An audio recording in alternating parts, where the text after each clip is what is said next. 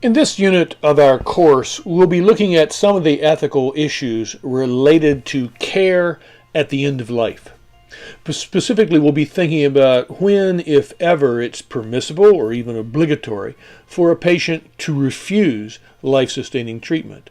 When it might be permissible or even obligatory for those of us who are making decisions for someone who has lost decision-making capacity. When would it be appropriate for us to decide to withdraw life-sustaining treatment? We'll be looking at the ethical issues surrounding particular forms of end-of-life care. For example, cardiopulmonary resuscitation. When is it appropriate to seek a do not resuscitate order, and what are the implications of that for other forms of life-sustaining care? Is it ever appropriate to remove artificial nutrition and hydration from a patient?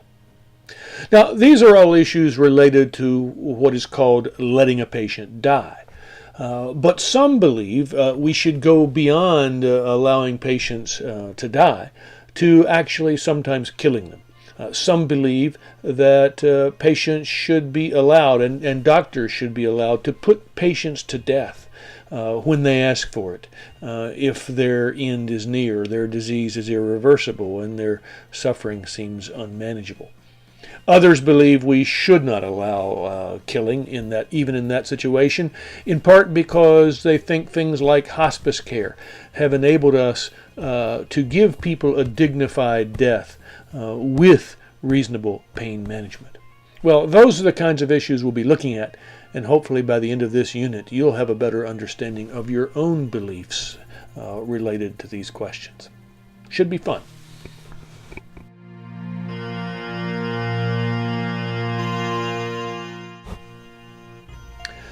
Many of these issues arise for us because of what might be called the modern face of death or dying. Even as recently as a century ago, most people died at home under the care of family. Today, many more of us die in hospitals or nursing homes under the care of perfectly compassionate and caring medical professionals, but who are strangers to us. The shift was already taking place by the middle of the previous century, when about 50% were dying in institutions. That figure rose to nearly 80% by 1980. Interestingly, one of the effects of this shift in setting is that many of us don't have intimate contact with dying people, especially children don't have that contact. Some have argued that as a result of this loss of intimate contact with dying people, we do not learn how to face death. We do not learn how to die well, we might say. The modern causes of death are very different. More and more, we tend to die from chronic or prolonged diseases. For example, recent statistics from the Center for Disease Control show that well over 1 million people die each year in the United States from heart disease and cancer in almost equal proportions. Chronic respiratory disease and stroke account for another 250,000 or more deaths. The point is that we die slowly from such diseases, which are often diagnosed months or even years before they finally cause our demise. By contrast, things that kill us quickly, such as accidents and suicide, amount for less than 175,000 deaths annually. And almost none of us dies anymore from contagious diseases in infancy. All this means that increasingly death is the experience of elderly people, and it is a prolonged experience. And it means that we face difficult, vexing questions about end-of-life care that require us to balance extension of life over against the quality of life we can be expected to experience when our bodies have become increasingly debilitated and we are sustained only by invasive medical procedures. Recently, a noted national physician and bioethicist has published an article in which he announced his own hope not to live past 75, in part so as to avoid the lower quality of life that typically accompanies old age, especially when it's made possible only by invasive treatment. This points to a final feature of modern dying. Many people believe that our fears have changed in relation to death. Given the vast unknown with respect to what, if anything, lies on the other side of death, it's probably only natural that we face death with no small amount of fear. Many believe, however, that given the realities of modern dying, as a result of prolonged illness in old age, sustained by invasive medical treatment provided in an impersonal institution like a hospital far from home, because of all that, we have come to fear dying itself, the dying process, as much or more than death. This entire unit on medical care at the end of life and the ethical issues we will be considering are related to and are profoundly shaped by this modern face of dying.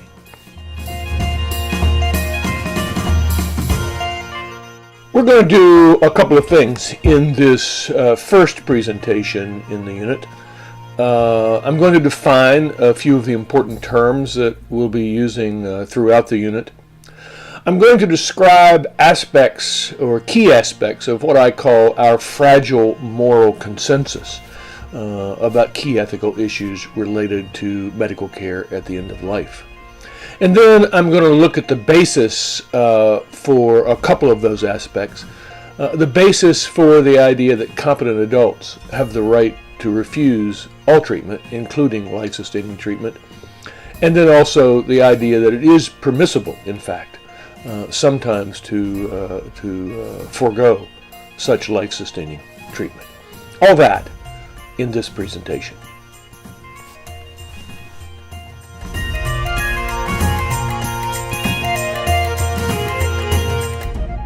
Okay, let's begin with the definition of some terms. And the first one I've already used quite a bit, life-sustaining treatment. What do we mean by a life-sustaining treatment? We mean, of course, any medical treatment among whose possible and intended benefits is simply the extension of life. Now, that could be a treatment that is also intended to cure an illness or correct a defect, such as chemotherapy or for cancer or placing a stent in a blocked artery. It could also be something as simple as an antibiotic. But we might mean by a life-sustaining treatment something like artificial nutrition and hydration, or artificial respiration, or CPR in response to a cardiac arrest that does nothing necessarily to cure an illness or correct an injury, but it simply supports natural bodily functions. All these are life-sustaining treatments. A second important term is euthanasia. Literally, euthanasia means a good death. So an act of euthanasia is any act that hastens death, but its motive is a good death. So it's an act that hastens death in order to enable someone to avoid suffering or to end a life of low quality. It's not a hastening of death motivated by some hateful or self-serving interest.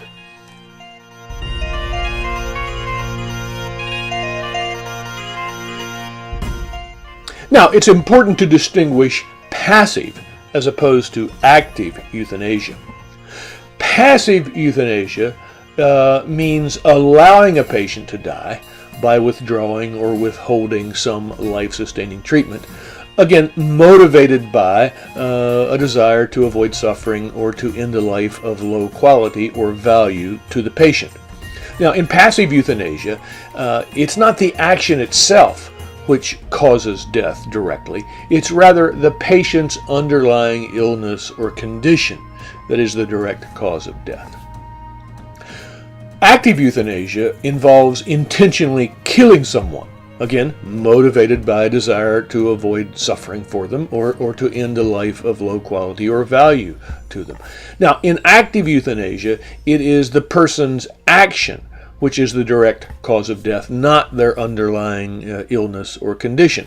So a lethal injection is a typical form in which active euthanasia might be carried out. It is the lethal chemical that causes death in the case of active euthanasia.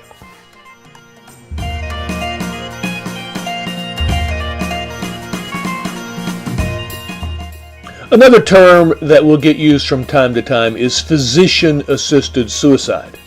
In physician-assisted suicide, or PAS, the physician provides assistance securing a lethal prescription or setting up an apparatus, but it's the patient themselves or a non-physician helper who actually performs the final act leading to death.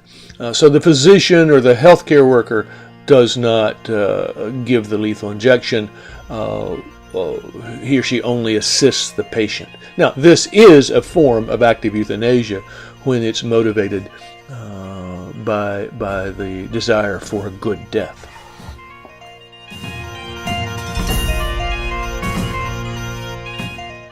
Well, this concludes our introduction to this course unit.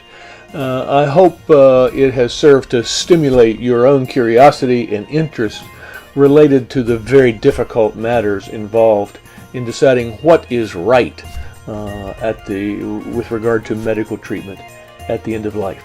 Next time, we'll look at our fragile moral consensus about these matters and some of the underlying basis for that consensus.